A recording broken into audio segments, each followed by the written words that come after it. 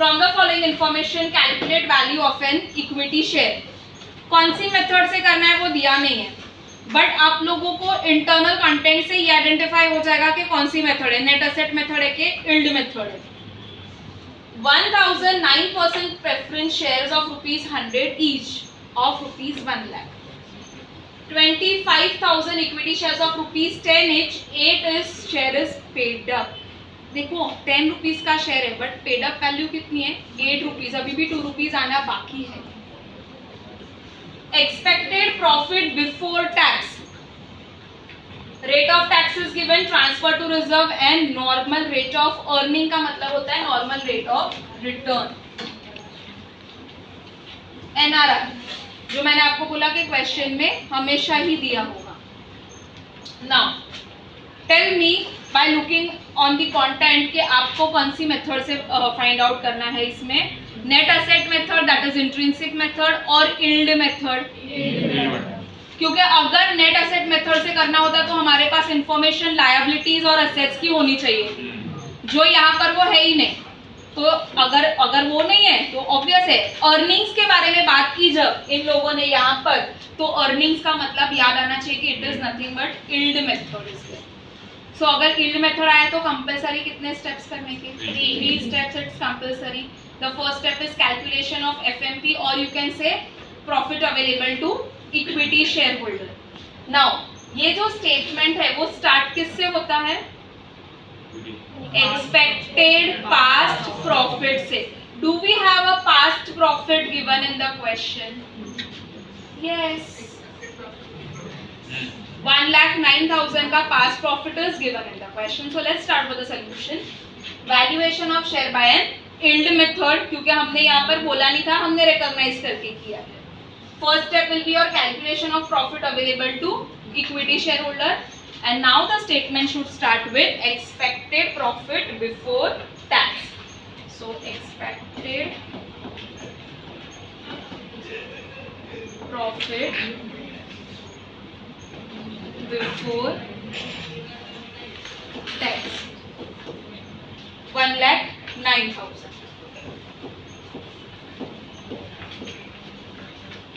Now, do you have any expenses or income given for the adjustment of the profit? ये वाला part है, expenses और income adjust करने के लिए नहीं। तो I told you ना, if it is not given तो 1 के बाद directly there will be a step number 5. So ये वाले सम में नहीं दिया है तो directly we will start with step number 5. So जो भी profit before tax है उसमें से what I need to subtract, I need to subtract the rate of the tax which is 40%. So less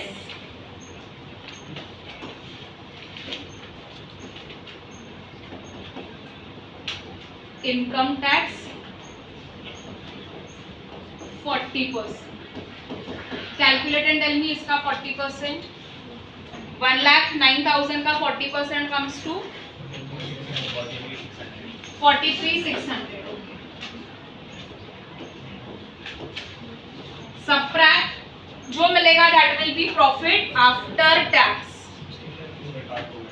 It is 65,400, fine. 65,400 and this is profit after tax.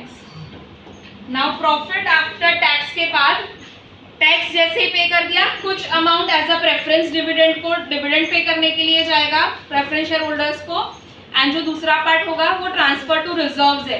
कैसे पता चला? Because in question they have given us, question का first time पढ़ो, preference share holders को कितना percent का dividend मिल रहा है, 9% का dividend. So on 1 lakh you have to calculate 9% का डिविडेंड, एंड बाकी का है जो 20% of the profit is transfer to reserve.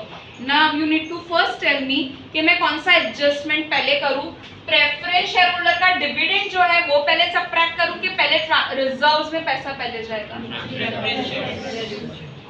यहाँ पर ही एक सम is quite easy, the only confusing part is this, अगर आपने ट्रांसफर टू रिजर्व पहले कर दिया तो आपका आंसर रॉन्ग आएगा। So you need to first calculate the preference dividend and then you have to transfer your profit.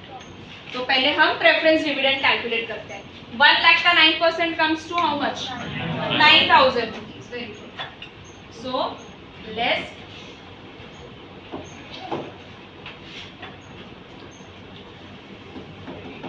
Preference dividend. You want me to write it down over here के 9,000 कैसे आया?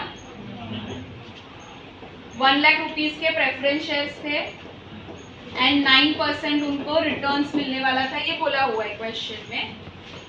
सो इससे हमें मिला 9,000 रुपीस. नेक्स्ट इज, पहले मुझे इसका calculation मिला. How much? 56,400. अब इसका 20% will be transfer to reserve.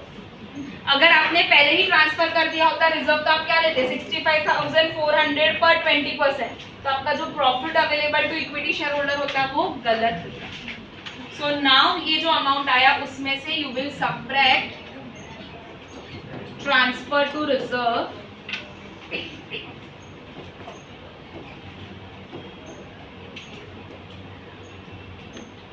20%. चलो बोलो इसका 20% कम्स टू 11,280. कितना मिला answer?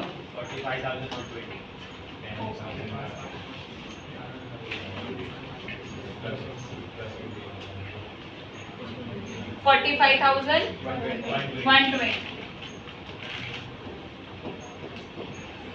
This is your profit available to equity share holder. So यहाँ पर लिखोगे profit available to equity share holder. Now step number 2. Step number 2 में what you calculate? You calculate expected rate of return.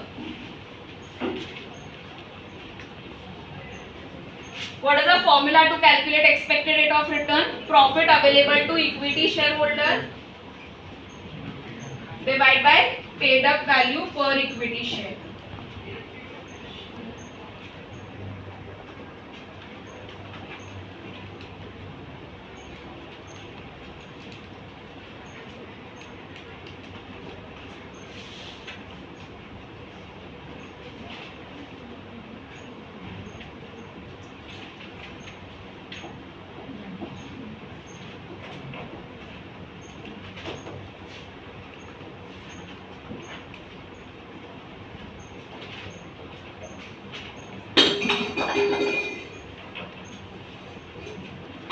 कितना आया profit available? 45,120 divide by paid up value of equity share. Paid up value कितनी है? 2 lakh rupees. Multiply by 100 22.56%. सो आपको ये मिला expected rate of return. Last step, value of a share ERR divide by NRR into paid up पर equity share. अभी यहाँ पर मुझे बोलो मैं 10 रुपीज से मल्टीप्लाई करूँ कि 8 रुपीज से? श्योर? बिकॉज पेड अप कितना है? 8 rupees. So I need to multiply it by 8, not with 10. ERR जो मुझे सेकेंड स्टेप में मिला 22.56. NRR is already given in the question 15%. Multiply by 8. क्या आंसर मिला? 12.03. So rupees 12.03 per share. Done. So 3 steps is compulsory. Calculation of FMP or profit available to equity shareholder, ERR, that is expected rate of return and value of a share.